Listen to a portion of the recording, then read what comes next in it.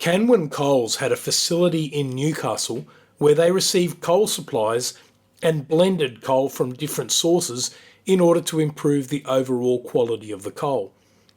This was a substantial investment, and they applied for a tax deduction for that investment based on a section of the Income Tax Act which allowed a deduction for a railway, road, pipeline or other facility constructed or acquired primarily and principally for the transport of minerals obtained from prescribed mining operations.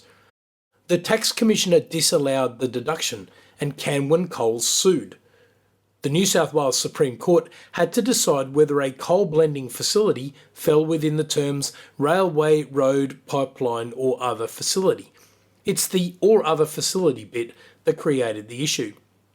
The maxim Ejusdem Generis tells us that when there is a list with a general catch-all term at the end, the general term is limited to the genus or the type of thing established in the rest of the list. So, was a blending facility sufficiently similar to a railway, road or pipeline? The court said no.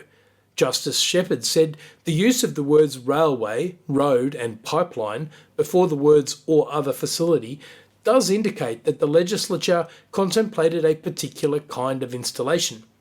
What it had in mind was an installation upon which or through which minerals would actually move or be conveyed from the mine to a place of manufacture or shipment.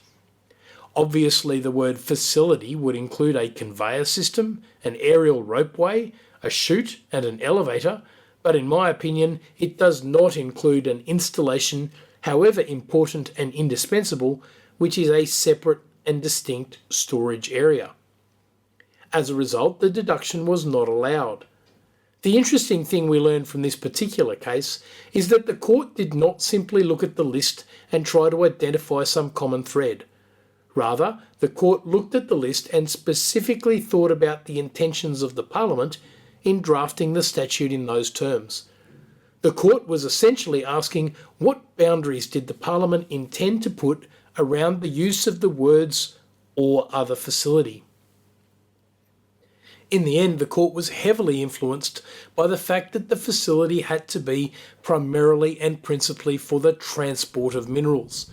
A blending facility could not fall within this category, so the deduction was not available.